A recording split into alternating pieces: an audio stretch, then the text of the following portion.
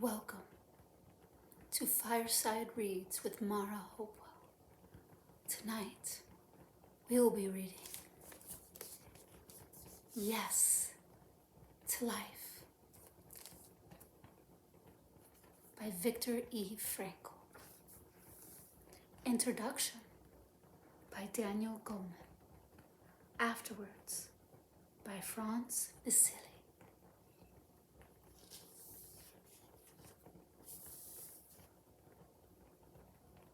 This book is dedicated to my father.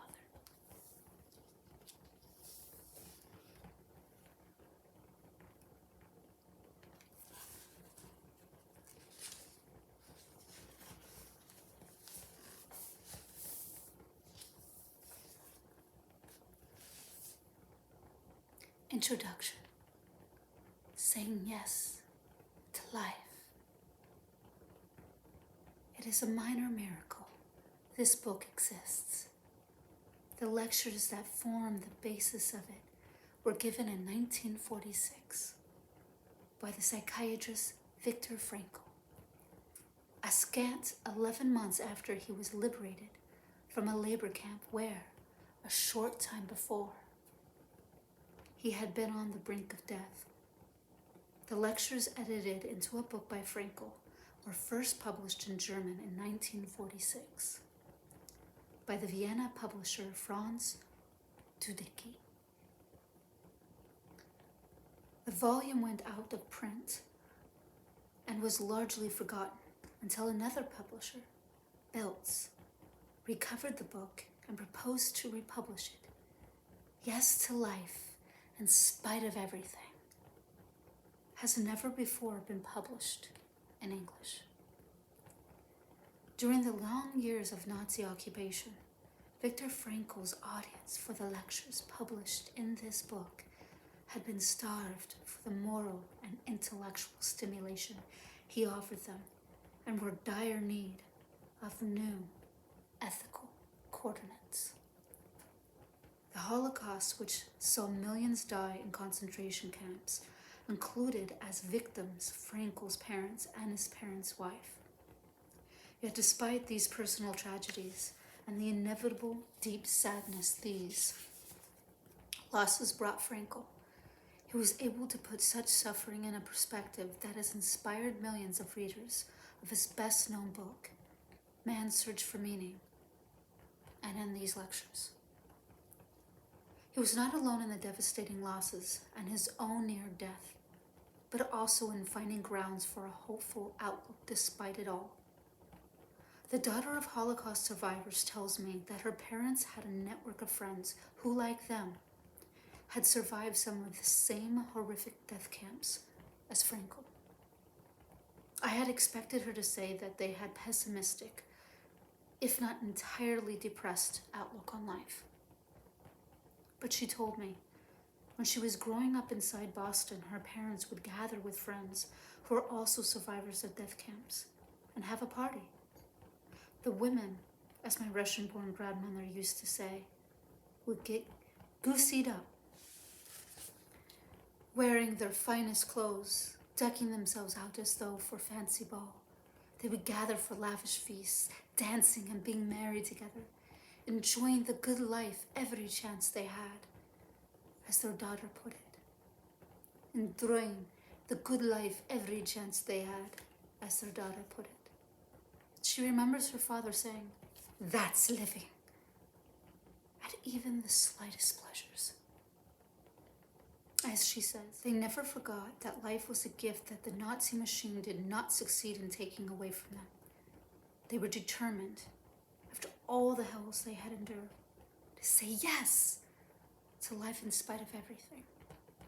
The phrase "yes to life" Viktor Frankl recounts was from the lyrics of a song sometimes sung sotto voce, so as not to anger guards, by inmates of some of the 4 camps in which he was a prisoner, the notorious Buchenwald among them. The song had bizarre origins. One of the first commanders of Buchenwald, built in 1936 originally to hold political prisoners, ordered that a camp song be written. prisoners, often already exhausted from a day of hard labor and little food, were forced to sing the song over and over. One camp survivor said of the singing, "We put all our hatred into the effort." But for others, some of the lyrics expressed hope, particularly this: "Whatever our future may hold, we still want to say yes to life, because one day the time will come, then we will be free." If the prisoners of Buchenwald, tortured and worked and starved nearly to death, can find some hope in those lyrics despite their unending suffering, Frankl asked us, shouldn't we, living far more comfortably, be able to say yes to life in spite of everything life brings us? That life-affirming credo has also become the title of this book, a message Frankl amplified in these talks. The basic themes that he rounded out in his widely read book, Man's Search for Meaning, are hinted at in these lectures given in March and April of 1946, between the time Frankl wrote Man's Search and its publication. For me, there is more. Personal resonance to the theme of Yes to Life. My parents' parents came to America around 1900, fleeing early previews of the intense hatred and brutality that Frankl and other Holocaust survivors endured. Frankl began giving these talks in March of 1946, around the time I was born. My very existence, an expression of my parents' defiance of the bleakness they had just witnessed, a life-affirming response to those same horrors. In the rearview mirror offered by more than 7 decades, the reality Frankl spoke to in these talks has long gone, with the successive generational traumas and hopes following one another. We post-war kids were by and large aware of the horrors of the death camps, while today relatively few young people know the Holocaust occurred. Even so, Frankl's words, shaped by the trials he had just endured, have surprising timeliness today. Recognizing a big lie was a homework assignment in the civics class at my California high school. The big lie being a standard ploy in propaganda. For the Nazis, one big lie was that so-called Aryans were a supposed master race, somehow ordained to rule the world. Defeat of the Nazi put that fantasy to rest. As World War II ended and the specter of the Cold War rose, with it came the threat that Russians too would make propaganda a weapon in their arsenal. And so high school students of my era learned to spot and counter malicious half-truths as an inoculation against lies coming from Russia at the time. We learned to spot the rudiments of such disinformation, the big lie among them. Propaganda, as we learned in my civics class, relies on not just lies and misinformation, but also on distorted negative stereotypes, inflammatory terms, and other such tricks to manipulate people's opinions and beliefs in the service of some ideological agenda. Propaganda had played a major role in shaping the outlook of people ruled by the Axis powers. Hitler had argued that people would believe anything if it was repeated often enough, and if this confirming information was routinely denied, silenced, or disputed with yet more lies. Frankl knew well the toxicity of propaganda deployed by the Nazis in their rise to power and beyond. It was aimed, he saw, at the very value of existence itself, asserting the worthlessness of life, at least for anyone, like himself, who fell into a maligned category, like gypsies, gays, Jews, and political dissidents, among others. When he was imprisoned in Nazi concentration camps, Frankl himself became a victim of such systematic lies, brutalized by guards who saw him and his fellow prisoners as less than human. When he gave the lectures in this book, a scant 9 months after his liberation from the Turkheim labor camp, Frankl began his talk by decreeing the negative propaganda that had destroyed any sense of meaning, human ethics, and the value of life. As he had all those in his Viennese audience knew well, the Nazis had honed their propaganda skills to a high level. But the kind of civics lesson that taught how to spot such distortions of truth is long gone. Throughout the centuries as today, the same disinformation playbook has been put to use by authoritarian rulers worldwide. The signs are clear: shutting down opposition media, quashing dissident voices, and jailing journalists who dared to report something other than the prevailing party line. The danger of substituting for real, objective news instead sets of lies, flimsy conspiracy theories, and us versus them hatreds has been amplified by digital media, where those who share beliefs in some or another distorted outlook can find online refuge among others whose minds are likewise set in a sympathetic worldview and encounter no disconfirming evidence. Niche propaganda rules. I don't recall the specific big lie that turned up in my homework, but I can think of several that were revealed in successive decades. One was about smoking. The U.S. government had made a point of giving cigarettes to Allied troops in Europe and Asia, and so hooked a generation on a habit that in the end shortened their lives.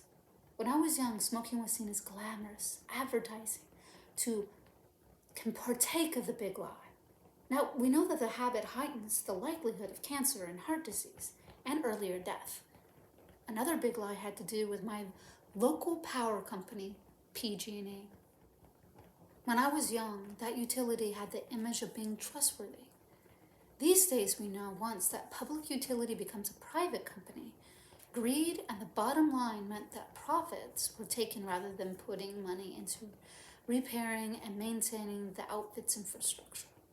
And today, that once reliable organization has been the cause of countless wildfires and has gone into bankruptcy. The kind of lesson I had in spotting propaganda has long since dropped off the school curriculum. Yet it seems the time has again come when simple truths and basic human values need defending against the dangerous tides of hatred spewing propagandists. Is it time again to bring back civics, lessons in speaking up, being a responsible citizen, and spotting today's big lies? That's happening a bit already. New initiatives all over the country, indeed the world, are working to ensure that middle and high school students are taught lessons in these crucial areas. In an age when media of every kind have become tools of persuasion and propaganda, these are the kinds of questions of us, any of us, might do well to ask. It might seem odd to readers today that Frankl spends a good deal of time refuting the assumption underlining euthanasia, not in its literal meaning, a good, gentle, and painless death, but rather in its perverse sense.